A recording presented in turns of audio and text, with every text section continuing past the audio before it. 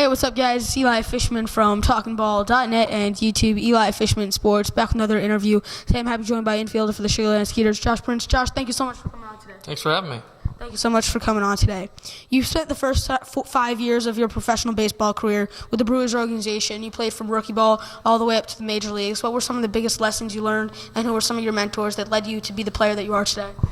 I think my biggest mentor was a coach that I had. He was also my hitting coordinator when I was first drafted. His name's Darnell Coles. He really showed me the ropes and showed me the right way to play the game. Just to not take any day for granted when it comes to baseball, because you never know when it's going to be your last day. I think, that's one of the biggest inputs that he's kind of instilled in my career. In 2012, you got to play with the Desert Dogs in the Arizona Fall League. You hit .404 in 25 games. You're playing with the best prospects in all of baseball, and you're hitting .404. What did that tell you about yourself, and what was that whole experience like playing in the AFL? It kind of just showed me that, I could play this game.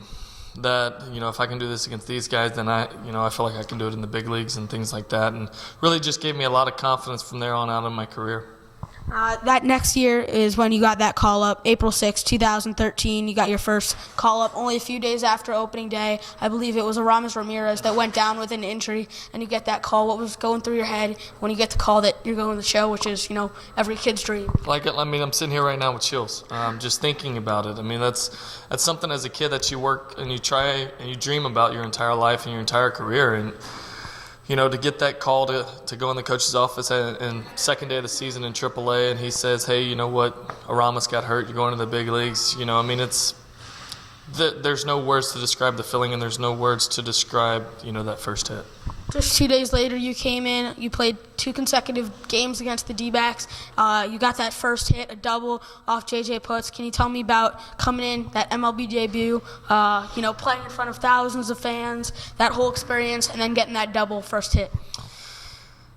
It was two things happened that I don't know if have ever happened in my life. I step into the box, my first at bat, and hearing the fans, and normally I'm pretty good at,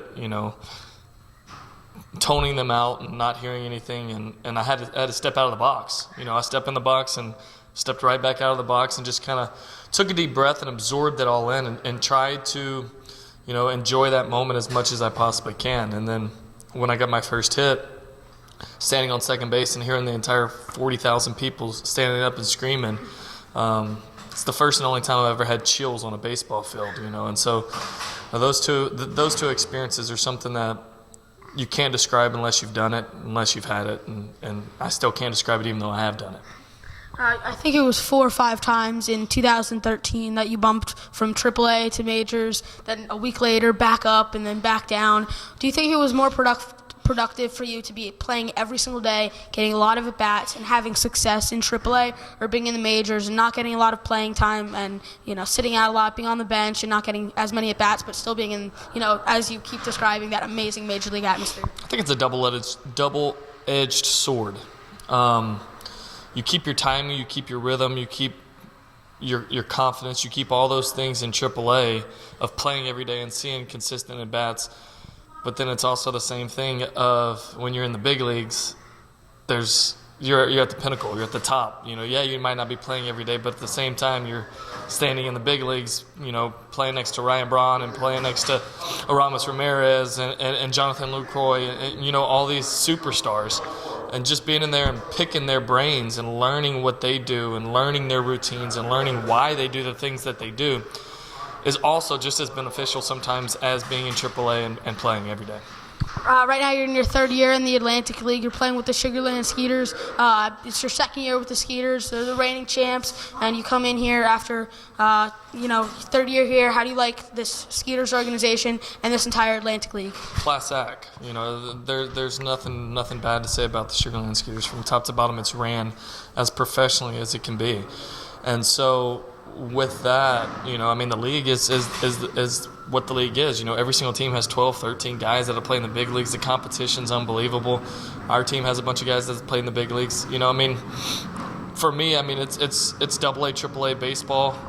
Sometimes mostly AAA with the talent that's here, and I think we're right up there to compete with them with the same type of skill level that we have on our team.